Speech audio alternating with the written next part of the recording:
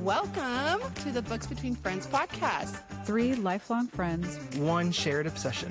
Books. From epic fantasy to page-turning thrillers. We dive into the stories we love And the ones we just can't stop talking about. So take a seat, Grab a drink, and get cozy. Welcome back, book friends. Speaking of cozy, what's making you feel cozy these days?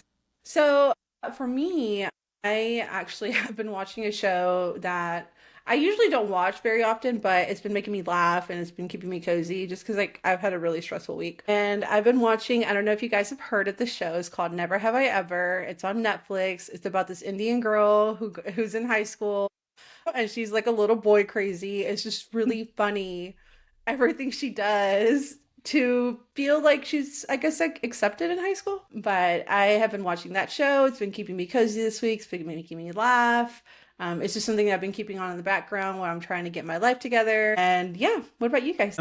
So I've been a little anxious these past couple weeks, and so I like to, in times of need, I like to focus on other people's problems. And so I have been just living for the Drag Race drama. And so All Stars 10 just wrapped. And one of the queens on All Stars 10 was Mistress Isabel Brooks. And it's kind of like she would be perfect for like House of Villains, right? Like, and I'm fairly certain like her stint on this season was like her audition tape to get on House of Villains. And from season 4, Willem, notoriously, spoiler, Steph, so sorry. But Willem was notoriously disqualified in season 4, and that's the only time that's happened in Drag Race history. Yep. And so the two are beefing. And Willem is still like a really well-known queen in the community. And Mistress is someone that's fairly new. I think she was on season 15. And they just finished season 17. So she's fairly new on the scene. And they are beefing, and it is just juicy tea. And I just am watching them go back and forth, like coming at each other. And like, I hate to see them tear each other down, but I'm also like, ooh, tell me more. So that's been so keeping me cozy. I love that for you. I do too. I always love following drama from like reality TV shows. It's such a fun way to just unplug from real life and like your real problems, and just I don't know why it's so entertaining, but I fully support that for you. Yes, like that's how I found it to be my outlet. So for me, I feel like everything that I always bring up is like adjacent to reading, which is starting to sound like a broken record, but I have been really enjoying the Crescent City series. I'm almost done with book 1, and I was telling Jen, like, so the writing for me feels like comfort because I love Sarah J. Maas.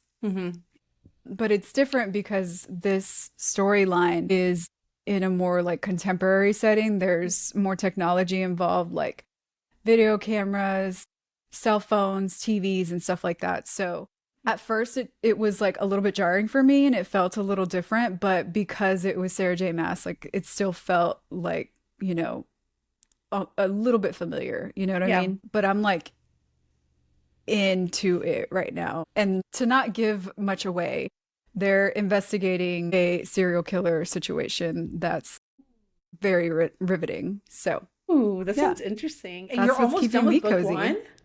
I'm flying through it, y'all. It's good. Wow. Because they're huge. I really like a thriller. So when there's a mystery like that, like it just sucks me in. Okay, interesting. Yeah. All right, book friends. Before we jump into our discussion today, I'm going to pass it over to Steph really quick.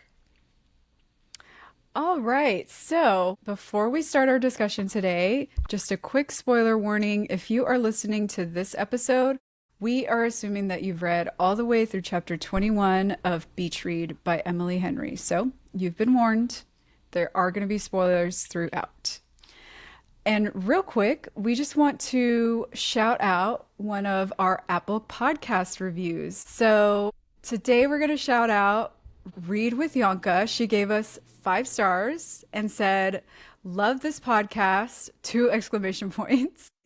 If you love the Empyrean series, you will love their deep dive discussion episodes in these books. So thank you so much, Read with Yonka. That's Thank you. exactly the kind of stuff we want to hear from you guys. So if you want to help us out, help us grow, help other listeners find our podcast, please give us a review on Apple Podcasts. It is really awesome to hear from you guys, how you guys are enjoying our content, and it also helps us grow. So thank you. Thanks, guys. All right, let's get into our discussion today, y'all. This section was so good. There were so many emotions in this one, literally a roller coaster of emotions. So I cannot wait to see what y'all thought about some of these moments. Let's dive Let's in. do it. Let's do it. So when we left January and Gus, Gus had disappeared after their very steamy kiss, right? So of course this left January spiraling, and now we're gonna find out what happened. So She January, seems to do after that a all lot. of this, huh? So she seems to spiral a lot. Now, when we last left off, I really had no idea. Like, I did not see this coming. So I was pretty shocked reading this first chapter in the new book, in the new section. So the first thing she tells January is that they talk all the time, meaning Pete and Gus, and that he's told her about their new friendship. And then when January questions that, she tells her that she's Gus's aunt. We're like, whoa. Yeah, like, okay. Right. But there's more. She also tells January to be patient with Gus, that because he really likes her. And then, of course, January is like, nah, I don't believe you. So Pete continues to tell her that he felt really bad about that night that they met, and for January to go easy on him because he always has a hard time on his birthday. And so she has a question mark, like, what do you mean his birthday? What are you talking about? Oh my God. And then even more confused now, January asks Pete to finally clarify, like, what is she talking about? And she tells her that Gus is divorced, that his wife left him on his birthday, y'all. Like, what? Like, I really did not see any of these, like, freaking confessions coming. So many bombs that she You just mean to tell casually me- dropped. Yeah, you mean to tell me you're his aunt Right. Yeah. and he's Let's been start there. married? And she left him on his birthday? Wait, he was celebrating a birthday? That was another thing, too. She was like, wait. Like, it was, oh my God, it was so funny reading this chapter, y'all. So much. So, of course, this makes January upset, right? Like, who else wouldn't feel upset at this point, right? So she says, and she kind of like starts spiraling, haha. And she tells Pete, she goes, in my mind, marriage has always been this sacred thing, like the epitome of love, the kind that can weather anything. And I hate thinking some bad experiences justify people shitting on the entire concept. She thinks Gus is shitting on this concept, right? And it almost makes her feel stupid for wanting and believing in lasting love just because his own attempt hadn't worked. I really hate that she said that. But Yeah. what did you guys think about all the reveals? What did y'all think about learning about Gus's divorce? Does that like change your perception of him? Do you relate more to January or Gus? Or like, what did you guys think? Because I have my own thoughts. So, okay, I'm going to start off by saying I was very annoyed at January throughout this whole section, Yes. starting with her reaction to this. Yes. She just immediately made it about herself that Gus did Yes. not share with her that he was divorced, as if it was her right to have that knowledge for Right. some reason. Let's remember their first interaction was not very friendly. The first Right. few interactions, Yeah. to be frank. And then instead of having empathy for having learned that someone was left on their birthday by their spouse, she got angry with him that he didn't share that. Crazy. Like obviously someone's not going to immediately come out with that information right away. It's something very vulnerable to share. So like I'm just not liking her entitlement in this situation. So I'm feeling some empathy for Gus. Like, Yeah, no wonder he was being so broody that day of the party. Like, Yeah. he wasn't even participating in the party Yeah. because he was thinking about his wife leaving him. Yeah. Oh my God. And on his Yeah. birthday. Yeah. So sad. I was so annoyed with Jan here. I'm like, Jan, I would like throat punch you right now. I do not, the audacity to think that you are, like you were saying, entitled to that information, that really personal and hurtful information, right? Like, and why should he want to share that with you if you are being nothing but nasty to him because Right. because of the way that you assume he perceives you? Like, that's a lot of you problem and not him problem. And so, yeah, I was so annoyed with Jan here. Like, I do not have patience for that. And having to read it from her point of view, I was like, oh my God, like, you're not holding the violin correctly again because you're playing the world's smallest violin here. Like, woe is you. Are you kidding? But for herself. Yeah. Yeah. Ugh. Yeah, no. Not a fan. And this is a very common theme throughout this whole section. Now, going on the days-long hiatus from Gus's point of view, that was a bit much. But of course, we're in a rom-com, right? There has to be some drama to it and some theatrics. Yeah. But he is well within his right to act the way he's been acting. And Right. and to just assume that you're entitled to that information is ridiculous. Yeah. Yeah. Like, So- I feel like it clarified for me why he behaves the way he does in certain situations. Yeah. So Yes. I felt like it was enlightening for his character, and she just took it the completely wrong way, in my opinion. Right. Yeah. Well, I hate that she was saying, like, this one line did bother me a lot. And she said, I hate thinking that some bad experiences justify people shitting on the entire concept. Like, hey, he's not shitting on the entire concept. Like, he's just having a really tough time trusting people again. And that's okay. Like, that is So okay valid. to feel. Yeah. And that it's okay to go through that. And it doesn't mean that he doesn't like believe in it. He's just right now like keeping distance from something that hurt him. And that's okay. So I hated that she like turned that around and said that about him. Again, like what you guys said, like, you know, what you guys were saying, like she made it all about herself and about what she believes in, and like and her thinking that he's shitting on her concept too. Like that really annoyed me. So yeah, this was not a great start to the section as far as like my feelings for January, but holy crap, did we just learn a lot about Gus. Yeah. Yeah. So I texted y'all right after reading this section, like, oh my God, you guys, I'm so annoyed at January right now. Yes. I knew exactly what you were talking about. Yeah. Yeah, and I had not read it yet, and so when I started reading it, I was like, oh my word. Like this gross. But you know what? Gross. It doesn't get better. So let's see what happens. Let's dive in more. And she just Let's keeps dive in diving further. Digs that hole deeper. Thursday comes around and Gus finally shows up. And side note, which I think is a little funny, she's always talking about his crumpled t-shirts and stuff. And I'm always imagining that because boys don't care. They just throw in whatever's on the floor, right?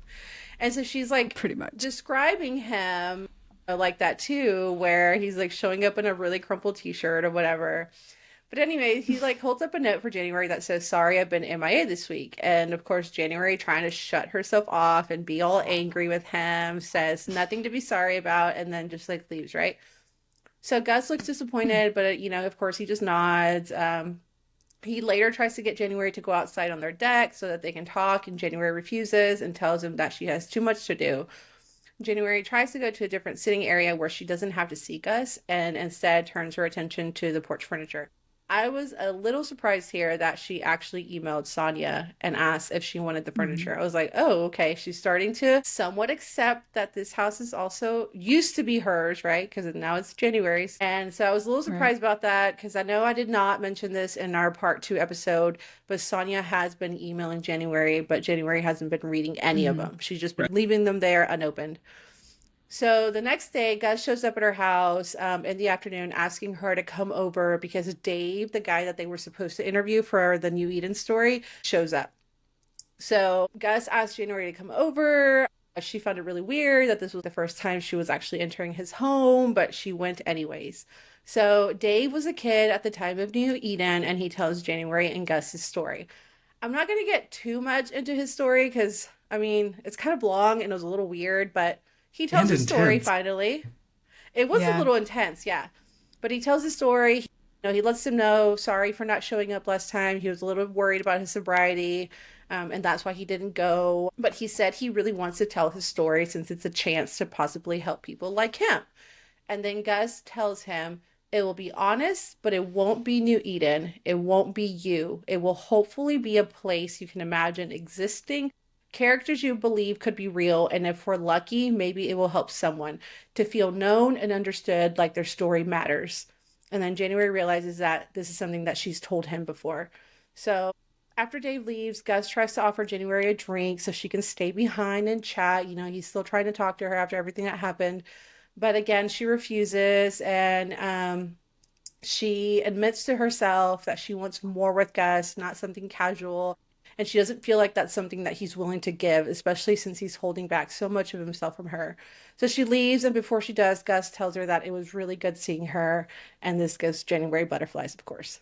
So what do y'all think about January's reaction to Gus after he came back? Well, she's obviously kind of keeping her distance or being a little bit cold, and he's picking up on that and can tell something's bothering her. And so far, right now, Gus doesn't know that Pete just Spilled the beans. gave her all this information about his backstory. So, yeah, and once again, January's making everything about herself.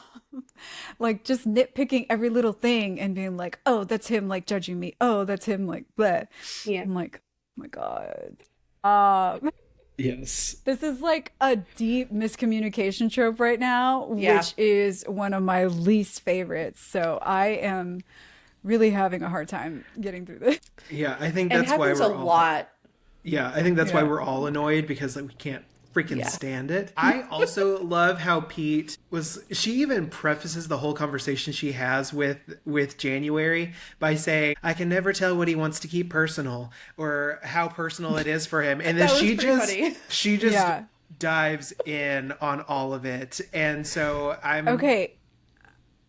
I love that she's a pot stirrer, though, because yes. she was trying to set them up with the whole book club Book club. thing. Yep. Yes. And now she's telling January all this stuff about, she knows that he hasn't shared all of this. Yes, absolutely. Yeah. Absolutely. So, yeah. It's kind of this is for his own good kind of thing. Yeah. And so I'm going to share all of this personal info. But I also, at this point, his behavior is pattern-like enough to where he kind of reminds me of a golden retriever type of personality, where he'll come up to her and he'll try to initiate something or try to make Yeah. her happy, and then she'll just Yeah. stone face, cold face, brick wall. Yeah. And then he'll tail between his legs, go back, and then he'll try it again, and then she'll shut him down and he'll go back. But it's that push and pull kind of relationship right here, Yeah. right now. And I feel bad for Yeah. Gus. So I thought there was something really funny before we move on that Pete said, back to your point, Ethan, about her being funny. She said something about that boy puts so much of himself in all his stories. I don't know why he's so afraid to open up. And it's funny that she says that because January hasn't read any of his novels. Right. So she doesn't really know That's a good Gus call as out. well. Maybe she If she should. wanted to, she could have Exactly. read his Exactly. books and known a little bit more. Yeah, because he knows her pretty well based on her novels and based on all the observations he had of her in college. She could have been the same way, yet she was very much avoiding that. And she still very Yeah. much avoids reading his book because up to this point, I don't even think she has read the book that she ordered. Right. Yeah. So- no. At least she hasn't mentioned it, so Right. you can assume Yeah. maybe not. Yeah. Okay, so Saturday comes around, which means another rom-com date, and January just didn't want to back out of their deal, so they still went. I was a little surprised at this rom-com date. We did something similar. Steph and I did something similar like this on my birthday when we went to Nashville last year, Yeah. but I wouldn't have picked this as a date. So, Really? yeah, I don't know, It's like a classic date. A line Activity. dancing kind of thing. Yeah, I don't know. Like I had fun with the girls, but I don't know that I would have Hmm. done that with like a guy I'm dating. I don't know. Anyways, so they go back to doing their little cute note messages across the windows, and Gus asks January if he needs to wear a tux. So they're trying to go back to the flirty banter, right? Hmm. And so she tells him yes, but then tells him, "Hi, just kidding. No, you just need to wear cowboy boots instead." And so he gets all serious. He's like, "Of course I don't own cowboy boots." And so they leave and they end up going line dancing.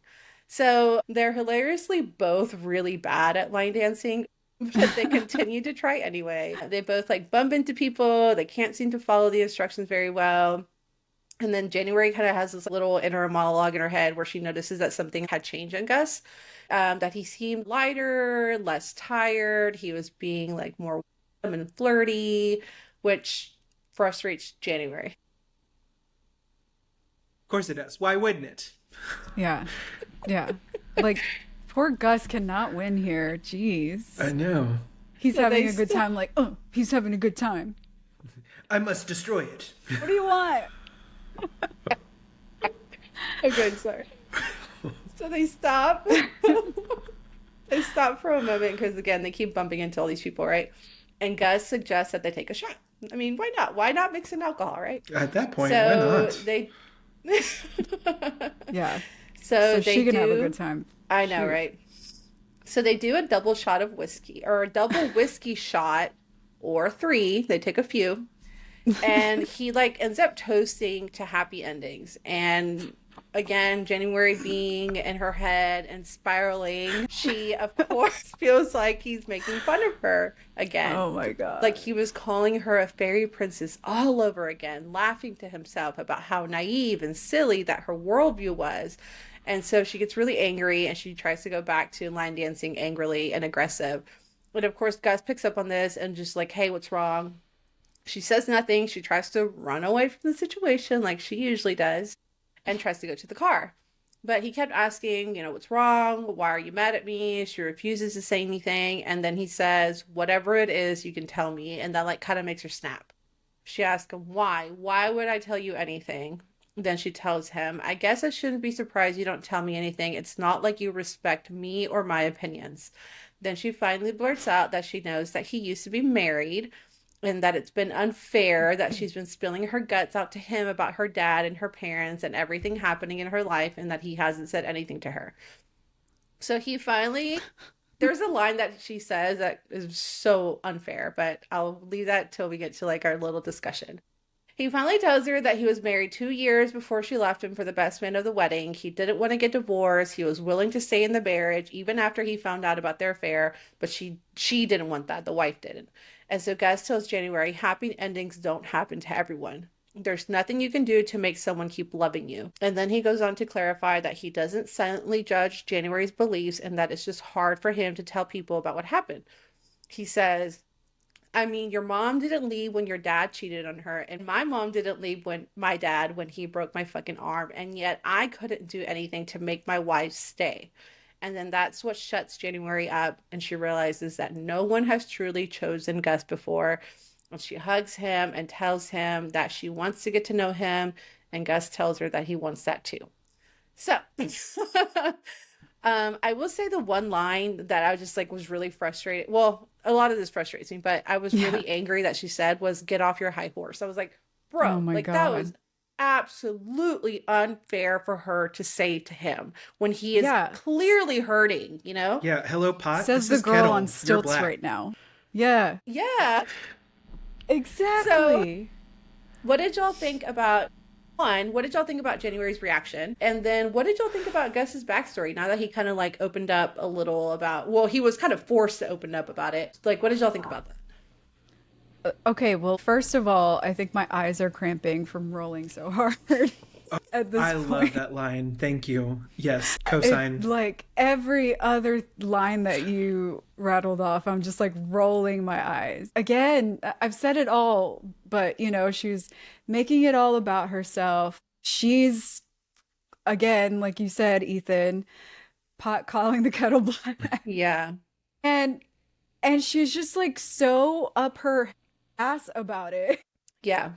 that she doesn't stop to think like, one, she wasn't nice to him like from the jump. So why would he share all of this personal information with Right. her right away? And two, like he just dropped another bomb that not only was he left on his birthday, it was the best man from their wedding Yeah. that she Yeah. left him for.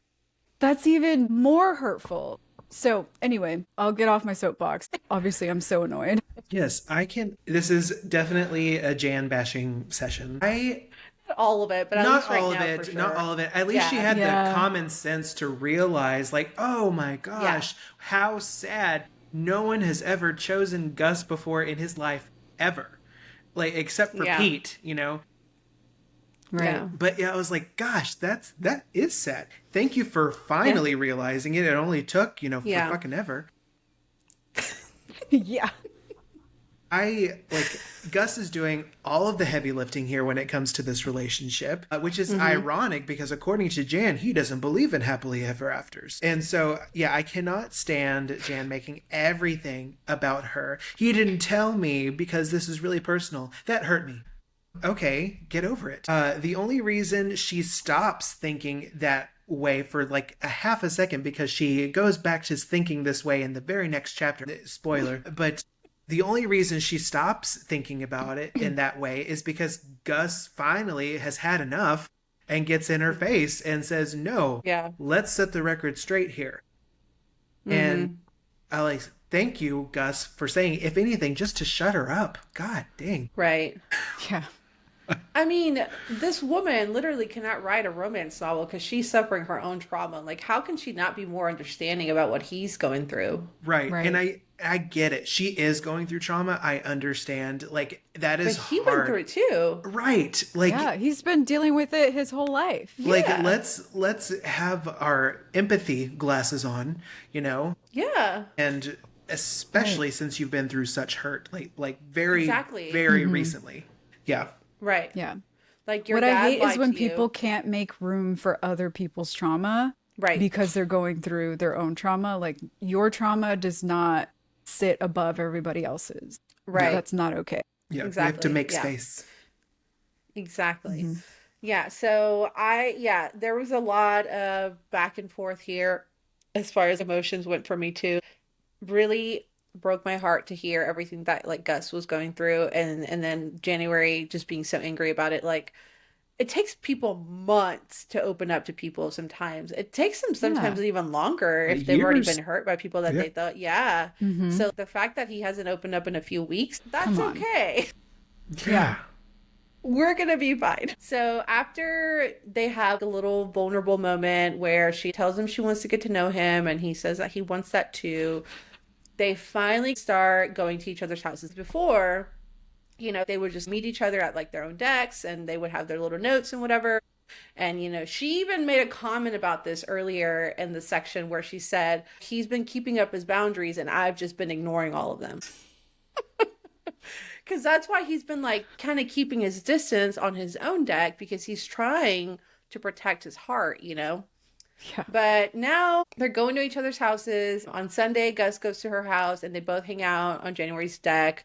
They're both too hungover to write, so they eat pizza. By Monday, they're finally mostly recovered. It takes me like 2 days to recover. Yeah. So they're mostly Same. recovered. And so they finally go back to writing their little notes to each other, but Gus also starts texting her more, right? And so he asked January to come over. He made margaritas. They went on the front porch to write together. He like starts glancing at her, and like she describes it as like a dark, fervent gaze that undid her careful composure. I'm like, good Lord, woman. Writer much? Whoa. She might be assuming a lot of things about him up until this point, but she's definitely feeling him this whole time. Yeah. There's a lot of those little remarks about the way she looks, or he looks at her, and all that. yeah. Yeah. So it's undoing her careful composure. Anyway, so she starts questioning his tattoo because she doesn't know what else to do, right? And so he tells her that it was of a Mobius strip and that he got it with Naomi, who is his ex-wife, right? And so then January asks him to talk about Naomi. And I'm like, I mean, What a why weird would you ask him conversation about starter. that? Yeah. Yeah. Like, why would you ask him about that? Yeah. Tell me about I know it. I just exploded at you because of this whole situation, but tell me more. And I get like it was the last chapter leaves off of like I want to learn more about you, but maybe not start with this. Maybe Not, let him yeah, offer it up. Right. Yeah, right. exactly. So Gus describes Naomi as tough and sort of impenetrable, that she was an incredible artist, and that's how they met. He liked her work before they even met, that once they were together, it felt like he could never really know her. Like she was always just like out of reach, and that for some reason that really thrilled him. He also said that he had this thought that here is finally someone he could never break, that she really didn't need him and she wasn't gentle with him or worried about saving him, or I guess like really letting him in enough to help her work things out either. And so he admitted that he never trusted himself around anyone soft, which is funny because that's what January is. So Gus was feeling pretty down. He mentioned seeing that with his parents and that he always saw a black hole with a bright light and he didn't want to be anyone's black hole. So like that's kind of how he sees himself right now, right? And so January was like assuring him he wasn't. Gus fired back, "Well, I'm not a bright light either." And so January thought maybe yes, he wasn't a bright light, but he also wasn't the cynic that she thought he was. So that he was a realist who was a little too afraid of hope. So she's kind of turning her thoughts about Gus around a little bit.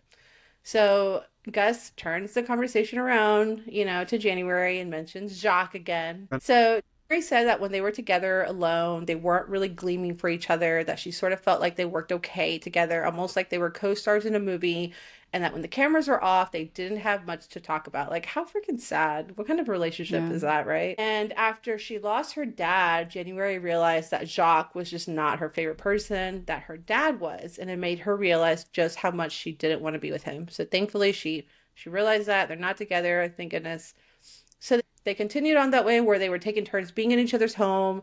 And then January realized that the wall between him and the rest of the world wasn't completely gone, but at least it was lower. So one night while they're having dinner together, January finally tells him about the house being her dad's house with the other woman. And January asks Gus if he ever met her dad, which actually I was kind of wondering about that too, because I'm like, if they were neighbors and Hmm. he's been there for 5 years, like, did he know him? Did he see them Yeah. together? Like, was there a kind of like neighborly relationship there? But Gus said that he didn't. He doesn't do the whole neighbor thing. He said that a lot of these houses on the beach are vacation homes. So he said that Hmm. if he saw him, he would have assumed he was on vacation and that he wouldn't have remembered him at all. So on the one hand, January's relieved that that Gus like never saw them together, but on the other hand, she wanted him to know her dad.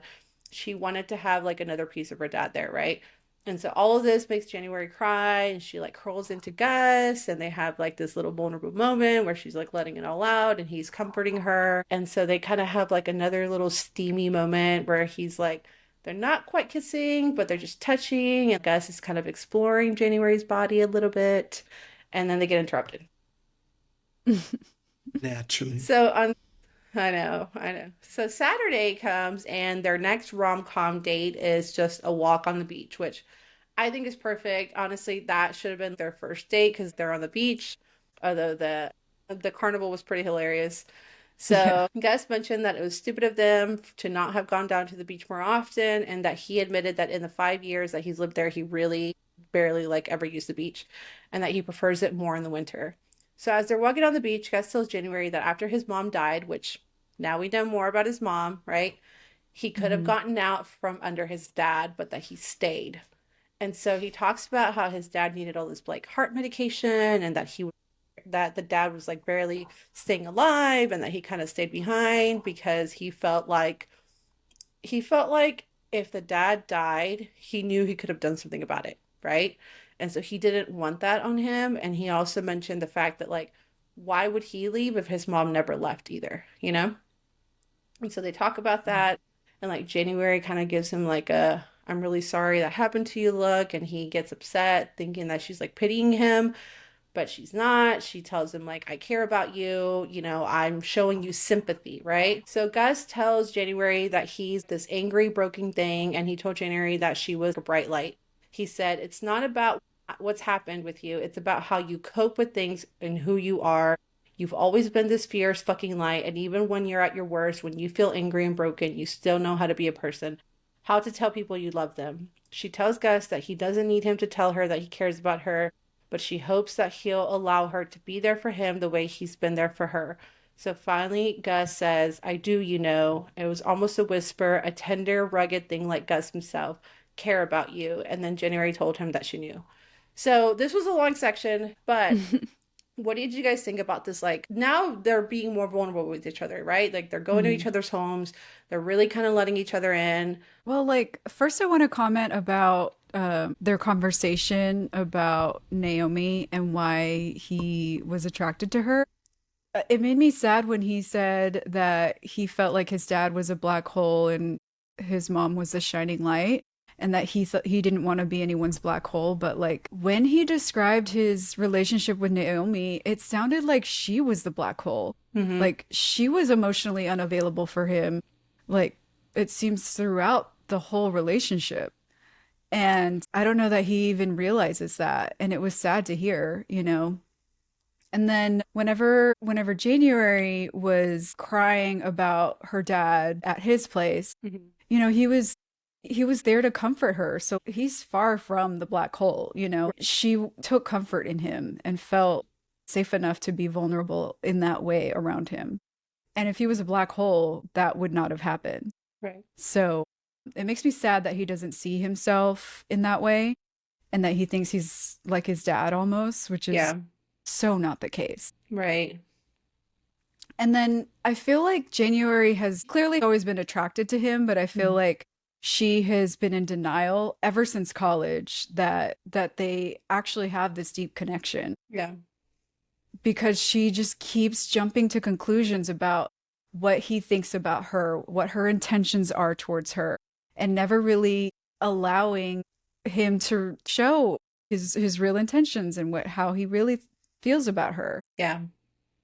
And I am glad that she's finally allowing that and seeing that Gus really does care about her and has liked her for a long time. So anyway, I'm feeling a little bit better now. We're like getting over this heel finally, where I was so annoyed at January, but she's coming around. So Yeah, I will say that there is a really great redeeming moment for Jan here. And it is that moment where she really has to explain and break it down to him. She's like, I'm not pitying you. I'm showing you sympathy. Like, and this is how I'm doing that. And this is why I'm doing that, because I don't think you like sympathy computes in your brain. Right. Because, and why would it? And so for her to actually have the awareness that she actually had to spell it out for him like that, I appreciated that. Still not enough to make me on board with Jan for this section, because I really still can't stand her at this point. She's a great character. She needs some development. I'm sure I will love her, but right now I'm just mad at her. And she really confuses the hell out of me sometimes, because it's like right up until the point where she actually shares information, she's internally fighting it the whole way until she actually says it, right? Like, oh, I'm still mad at him. I can't, so like, why is he acting this way? By the way, I'm showing you sympathy. And so like, it's the whole time too. Like she does that in every sense in the way that she approaches him. Right before she's like, you know, I really can't stand you. I'm in love with him. Like the whole time. just fights it. Yes. But those are the character traits that like whenever we talked about like our favorite FMCs, and like that's what I really don't like about those strong, independent women who are like always fighting, you know, I love you, but then always pushing them away because they want to be so independent and they don't need anybody's help and they don't want this and that or whatever. Anyways, no, I think that you're right, Steph. The explanation that Gus was giving about Naomi, I kind of thought too, like, why would you want to be with somebody like that, you know, like being out of reach and never really getting to know you? Like, why does that throw you? And the fact that, like, not that people need to be needed, right? Because, like, you know, he said she didn't need him, but, like, did she ever want him? You know? Yeah. Because it's like, And like, is it because he never felt wanted in his own family of origin that he just kind of recreated that for himself through Yeah. Naomi Yeah. and like set himself up to be hurt again? Yeah. And then the fact too that he said that she wasn't gentle with him. Like, what does that mean? Like, like was she a Yeah, bitch like to him the whole time? Like, what are the like why do you want that? Yeah.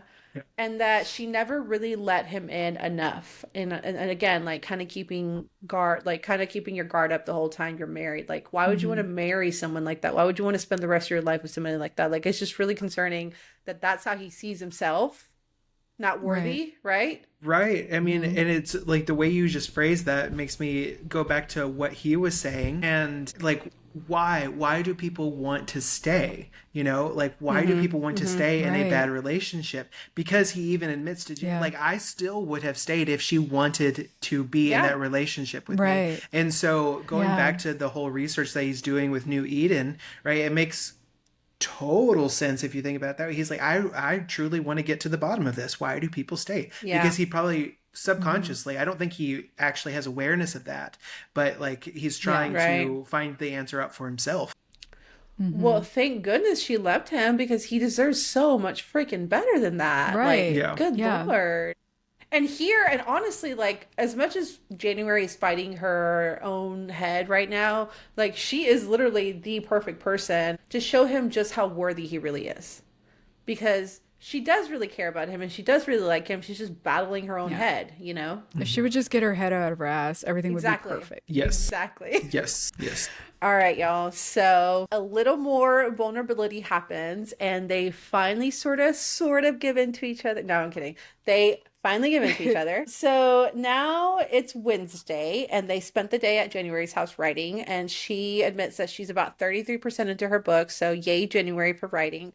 And I think I want to know how far Gus is in his book. Like, I know she talks Yeah, about we her don't really know progress. anything about his. I want to know his Yeah. progress. Anyways, so she holds off on selling the porch furniture since that became her and Gus's frequently used place, right? They later relocate to Gus's place, and January is snooping through his bookshelves and finds his high school yearbook, which I think is hilarious. So you see a lot of their banter here. They go back and forth. She teases him for what he's wearing in his yearbook picture and claims that it looks like the same outfit he's wearing now. And so as she's looking at his yearbook, he leans over and presses into her and starts feeling on her body. And then January starts thinking, how many times could we possibly end up in situations like this? And how long until I lost what little self-control I'd managed to maintain? So, of course, this is foreshadowing a little bit about what's about to happen, right? But she also says this: as soon as something concrete happened between us, that would be it. I was going to lose him. He'd be freaked out, afraid that I was too into him, wanted too much from him, that he was bound to destroy me. And meanwhile, I'd be too into him, bound to be destroyed. Like, already jumping to My conclusions, God. already making these really big assumptions that the minute she gives into him, like, he's done. And I'm like, come on, give him a little bit more credit than that. Like, you know, has he not proved himself enough yet? Anyways, so they stay that way. Gus is running his hands lightly back and forth along her hips. And then his hands keep moving, but no one like does anything else. Like nobody makes a move, right? So then Gus tells January about needing to move one of his Cole interviews on Saturday or to Saturday instead of doing their rom-com date, because Friday is the big 4th of July party that his aunt is having, and he invites her to it. So she hesitates because of Sonia, but Gus reassures her that he will talk to his aunt and see if she's going or not. So Friday morning rolls around and she tries to get out of going to the party again. But this time it's because she realizes that she can't afford to buy something for the party. So, you know, people don't like showing up empty-handed to parties. And so she was a little worried that she couldn't show up with something. And she's texting Gus about this while she's also in the middle of cleaning. And she finally decides to go to the basement. So while she was down there, the sound of Gus scared her. And she announced that she was glad that there was no sex dungeon down there. And then Gus joked about it. He goes, "Was that ever on the table?" And so, of course, he doesn't know about that inside joke with her best friend, right? So Yeah. Gus tells her that the reason he came over is to let her know that she didn't need to buy anything for the party, that Pete and Maggie would provide all the food, and that anything January brought would only get sent back with her without being touched.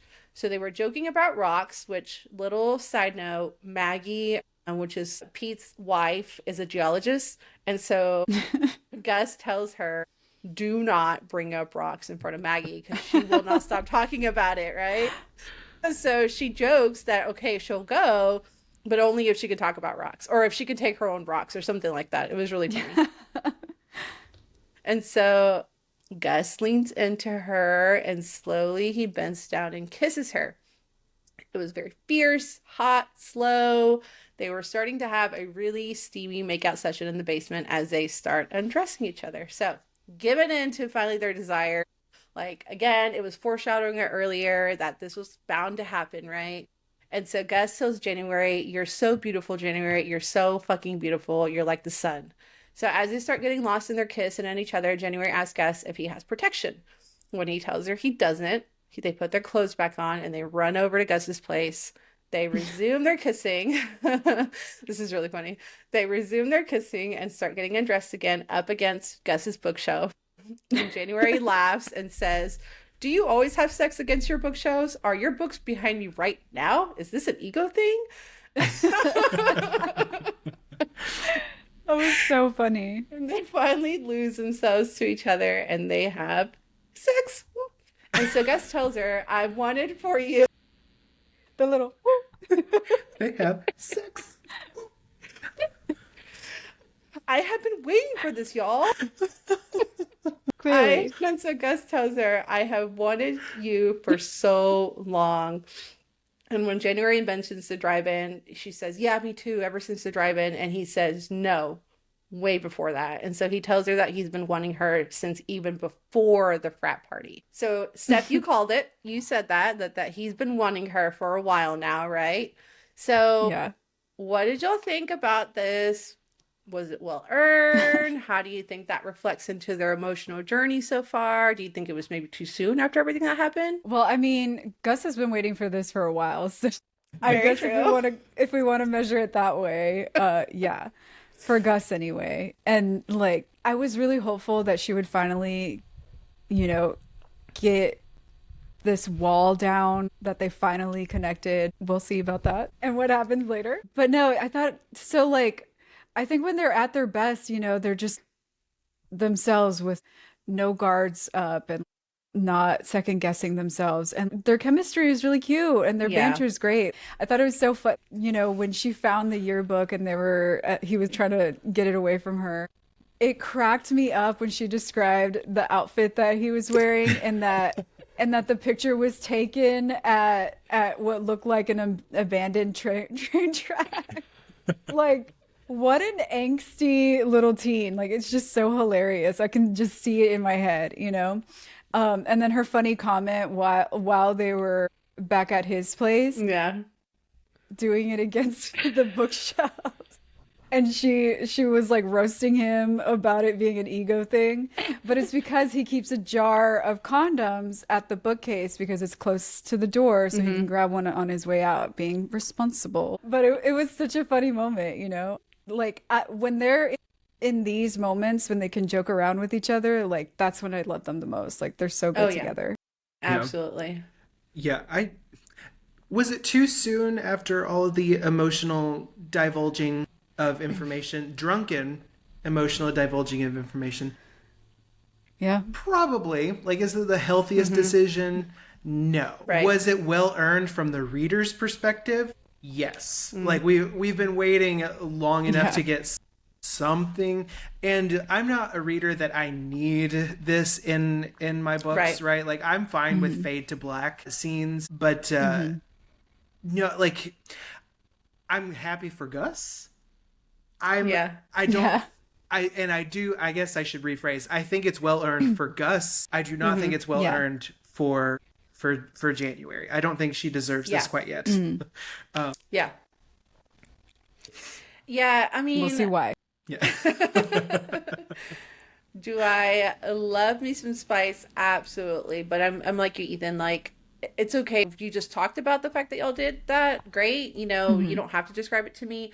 But the fact that the author has been teasing us with all these little Right. moments, like you were teasing me about this, like I was just waiting for it to finally happen, right? And Yeah. so I was so happy it did for Gus again, because I think January is so into her head still. Like she has Yeah. not figured out her own shit just yet. She knows she really likes him, but she's already making all these negative assumptions about Gus without even talking to him about it. If you're having these doubts or these fears or whatever, dude, talk to him. Clearly he's open to talking to you. Like I mean, yes, Right. he's having a hard time sharing some personal information, but he has been talking to her all this time. They've had hours and hours and hours of conversation where she has opened up to him and he's reciprocated that too. He's been fair So, about it. Yeah, like I'm not yeah. I'm not going to tell you I'm not going to tell you about myself, and right, like if I tell you I'm going to tell you, I will. I'm not going to go back on that. Yeah. And he's proven that, like he's Yeah. like, you Right. tell me one thing, I'll tell you another. We also don't want trauma Yeah. dumping. We want to Exactly. keep it healthy. Yeah. Yeah, Like, exactly. he's been very mature about it. Yeah. Yeah. All right, y'all. So after they finish, Gus chuckles, and when January questions him about this, he tells her. So he starts laughing, and January's like, what's going on? He says, "I just remembered what you said about the bookshelf. You can't even stop roasting me when I'm losing my mind over your body." So I thought that was really funny. That's cute. I know, right? Yeah. So he then jokes about her basement and tells her that he didn't show up to her sex dungeon to seduce her. So again, making another comment. And as they're just kind of laying there, he gets a phone call. And as he picks up his phone, his smile melts off his face, and he quickly gets up and tells her, "Hey, I'll meet you at your place." So pretty much telling her to go home, right? And so he leaves her there. He leaves to go take this call and gives no context, right? And so, of course, what happens with January? She starts to spiral a little bit here. And so she feels very unsure about what happened. She didn't like the fact that he dismissed her. She didn't like the fact that right after they had sex, he's walking away from her. So later, Gus texts her asking if she's ready for the party, and she says sure, starting to shut herself off a little bit here. That she's really not in the mood to go, but she goes anyway. So she tries to ask him, "Hey, is everything okay?" And he just responds with, "Mm-hmm." Love that. I hate when people do that, by the way. Yeah. Clearly something's wrong. So they show up to Pete and Maggie's house for the 4th of July party, and Pete asks if they have their bathing suits so they can swim, and January teases Gus about not owning one, and he confirmed, "Yeah, I don't own one." So again, just making fun of his wardrobe, which I think is funny. She pokes at him at that literally this whole book. So they Yeah. walk around, talk to people. Sonia isn't there, and they go and get a drink. It's some punch. Reminds me of college. Some punch that Maggie made with vodka, coconut rum, tequila, pineapple Sounds juice, gross. regular rum. Curacao, Like, yeah. ooh. And so as Gus, Maggie, and Pete start talking, January, of course, gets lost in her thoughts, and she looks at Gus and she thinks, "I like seeing Gus like this with the people he knew would always love him. We just had sex that the world was burning down around us, but if I ever got to kiss Gus again, I wanted it to be this version of him.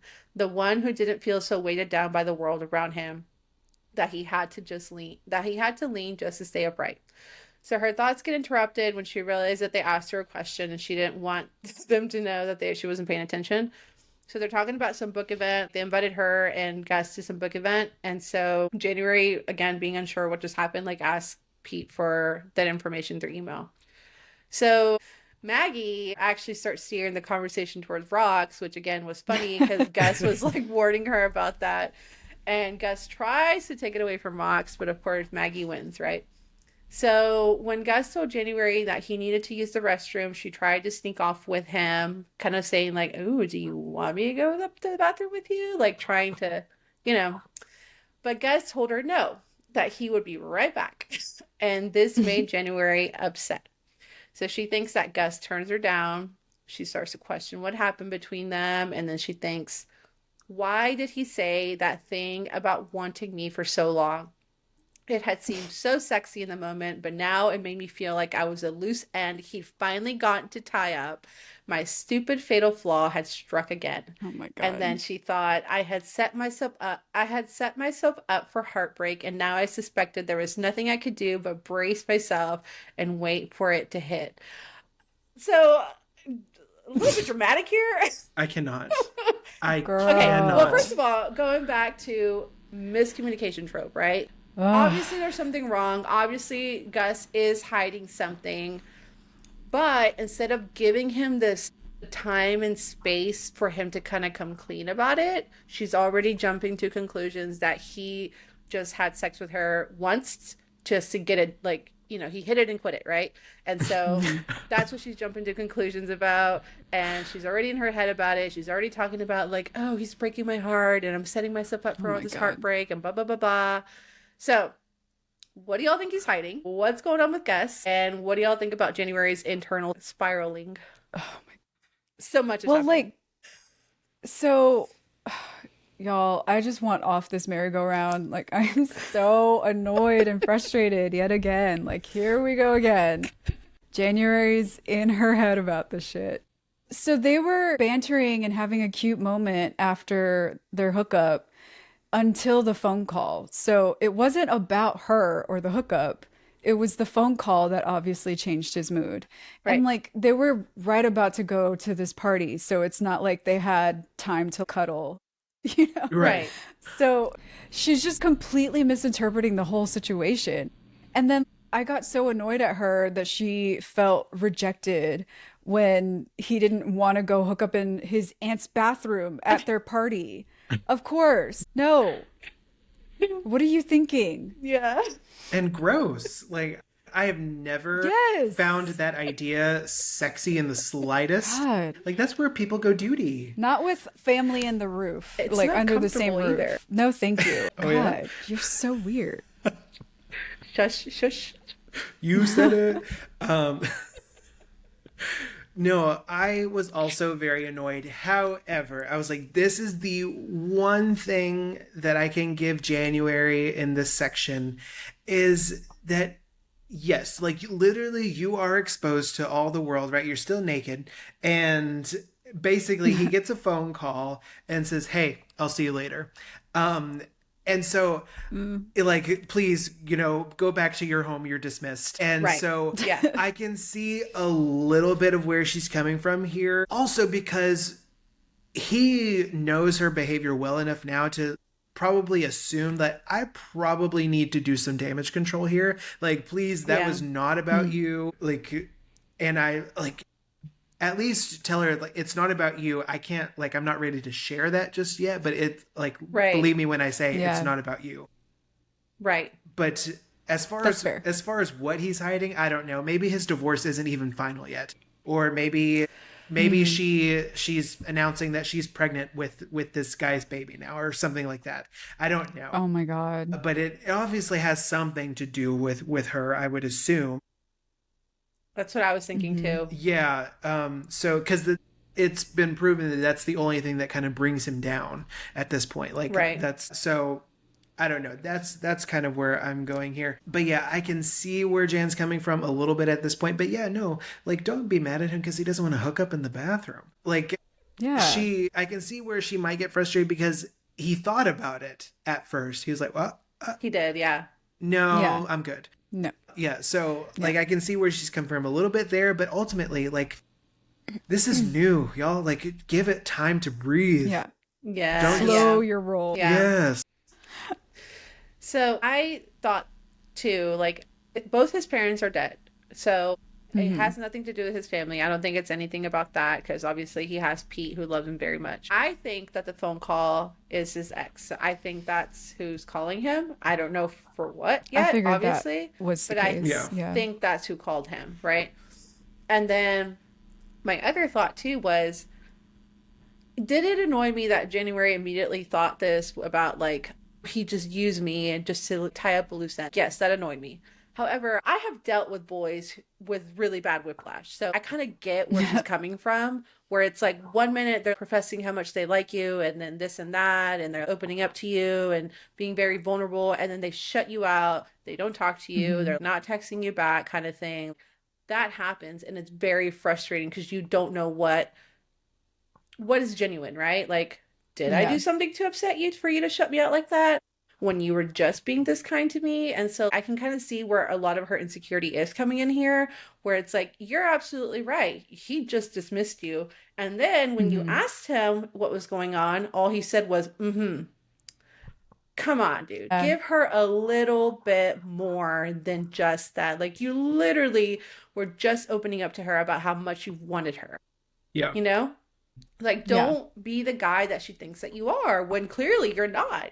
Like, I know he's more than that. I know he wouldn't do something like that on purpose. So don't be that guy, you know? Yeah. And so I did feel a little bit for January here. I hate that. I hate when guys do that to us. Dude, come on. Like, pick a freaking sentiment. Like, do you like me or do you not? Yeah.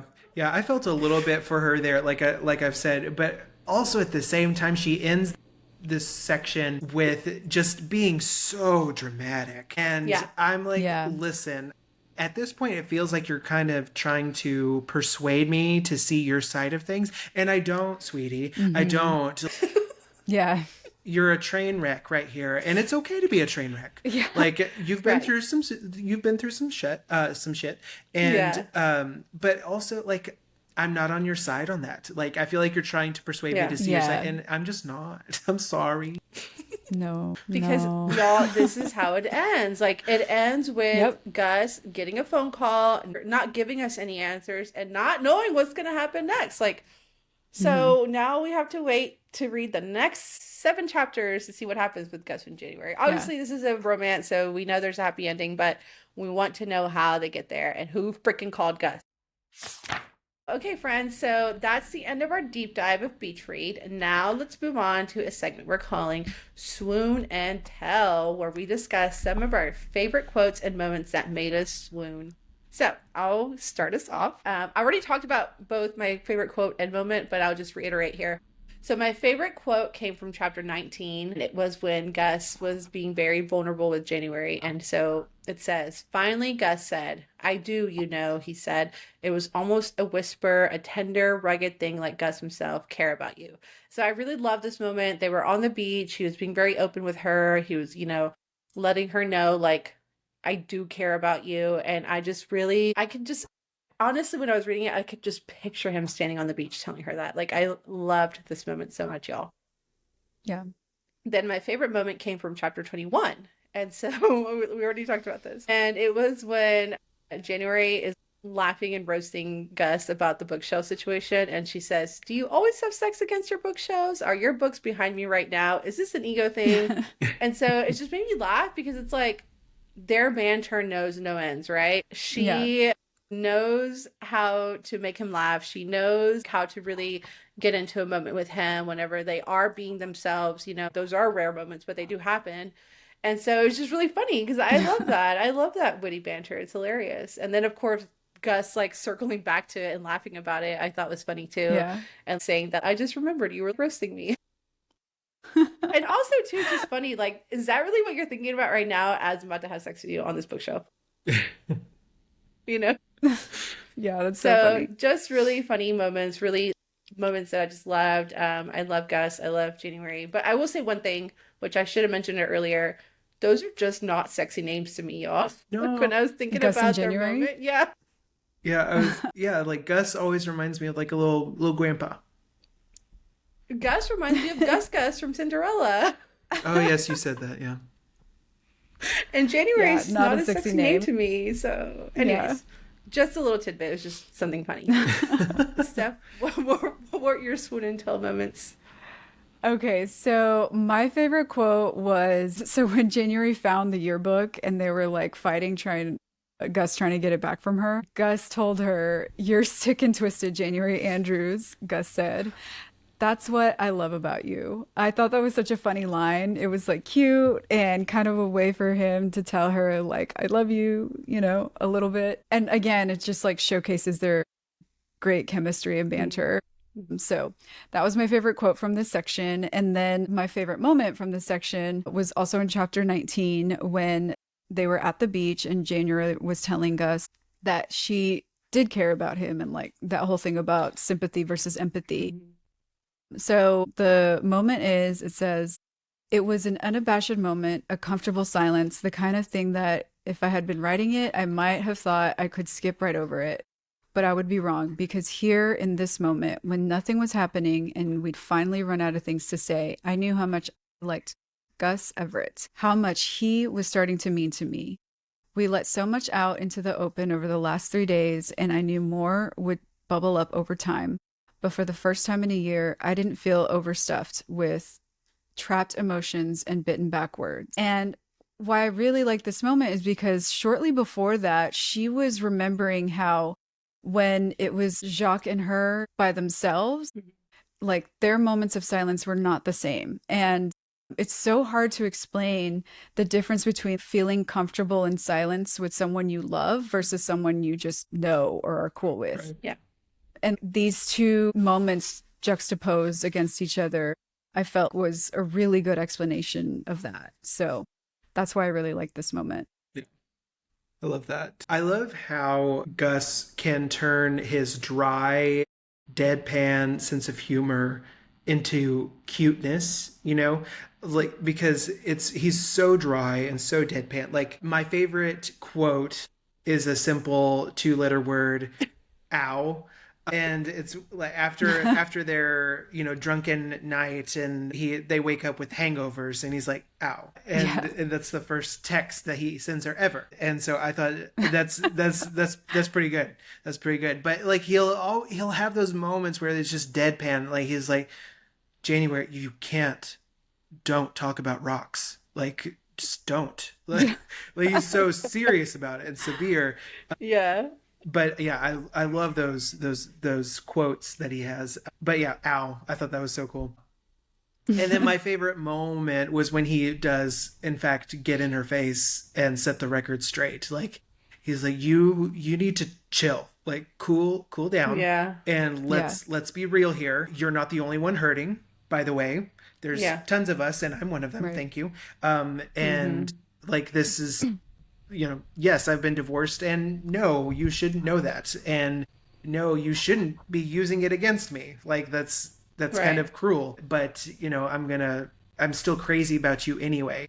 Yeah, I thought that was my favorite moment in this section. And honestly, I feel like this whole episode has been like the Gus fan club, and that's probably what we'll title this episode, just because like it's true. Like, I'm not a fan of Jan in this section at all. I'm sure I will be by the time this book ends. Same. But not right now. Fair. Yeah, I know. All right, so let's talk about the next episode, because we're going to wrap things up here. This is our penultimate beach read episode. The next one is the last one, where we will dive into chapters 22 through 28.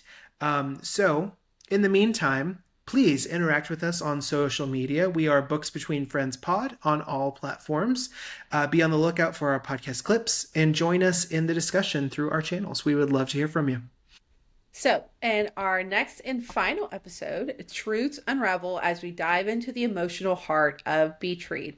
January and Gus are finally all in, but will the walls they both built hold them back from something real? From heart-aching vulnerability to career-defining decisions, chapters 22 through 28 take us on a journey of grief, trust, and the courage it takes to love again. We're unpacking the messy middle where romance meets real life and not everything goes according to the plot. Join us as we break it all down, one chapter and one gut punch at a time.